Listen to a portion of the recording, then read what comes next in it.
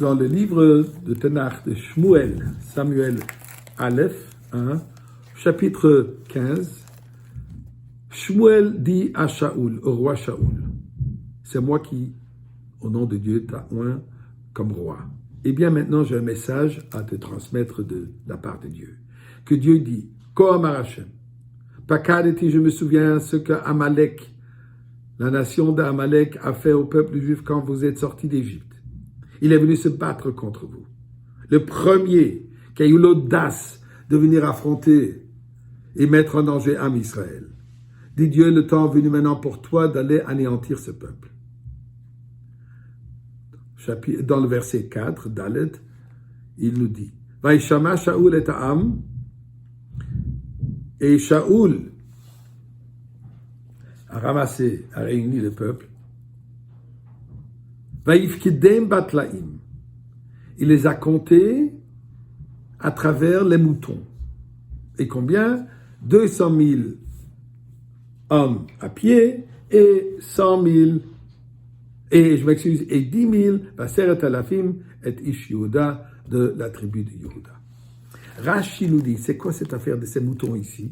Eh bien, il fallait qu'il les compte. Alors Shaoul a dit, Omer, le kol echad va'achad. Il a dit à tout le monde qu'ils prennent un mouton de parmi ces troupeaux, et ensuite il les a comptés. La raison, puisque le fiche Assur limnot et Israël, on n'a pas le droit de compter des Juifs 1, 2, 3. Pour cela, il les a comptés à travers, chacun a ramené un mouton, il a pu compter les moutons. Donc, la manière comment Shaoul a compté Am Israël, c'était en comptant le nombre des moutons. On sait très bien quand on vient à la choule, on a besoin, dans d'autres situations, on a besoin minyan. On ne compte pas les personnes directement 1, 2, 3, 4, mais on a l'habitude de prononcer le verset de Tehillim, Hoshia et Amecha, Uvarech et Nachalatecha, Orem venasem ad haolam, un passou qui a 10 mots, et comme ça on compte, Hoshia et Amecha, Uvarech, chacun est un autre mot de ce passou, qui de cette manière on sait combien on a et est-ce qu'on a minyan. Moshe Rabbeinu, dans la Torah, dans la parashat Kitissa, et cette semaine c'est parashat Shkalim, où nous allons lire cette mitzvah qui a été donnée à Moshe Rabbeinu de compter, de prendre le recensement du Am Israël, et comment est-ce que lui, il a dû le faire. Alors dans la Torah, dans le Chumash parashat Kitissa, le pasuk de nous dire, Kitissa et rosh bnei Israël lifkudehem, quand tu vas compter, qu'est-ce qu'il va y avoir? Zeyitnu, chacun va devoir donner machatzita shekel. Une demi-pièce en cuivre. Et la Torah rentre dans plein de détails, chacun donne la même pièce, combien c'est la valeur de la pièce, et ainsi de suite. Je ne veux pas maintenant discuter de concept, de tous ces détails que la Torah nous raconte par rapport à cette pièce. Mais je me pose une question. Je m'excuse, je devrais dire. Le rabbi, dans un mamar, Tafshin Chavbet, pose cette question. Il dit, mais voyons ici une différence. Shaoul, il compte par des animaux.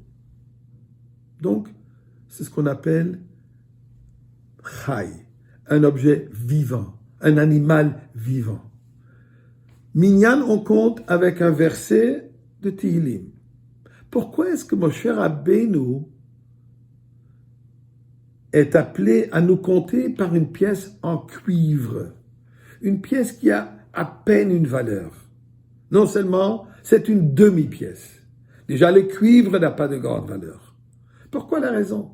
Ils auraient pu se permettre de donner beaucoup plus.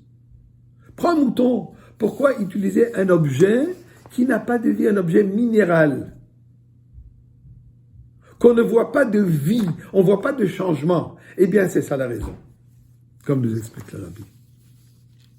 Dieu nous montre la valeur, l'importance de chaque juif, même celui qui mène une vie comme une pièce en cuivre. on ne ressent pas de vie, on ne ressent pas de vitalité. Il n'y a aucune flamme, il n'y a aucune chaleur, il n'y a aucune intensité. Ne change pas, ne grandit pas dans son judaïsme. Malgré cela, nous dit la Torah, cette personne, elle compte.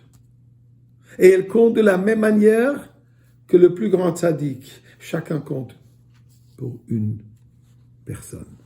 Puisque Dieu dit, malgré le fait qu'extérieurement, il vit comme un morceau de cuivre, comme une demi-pièce, au fond de cette personne, il y a une âme vibrante.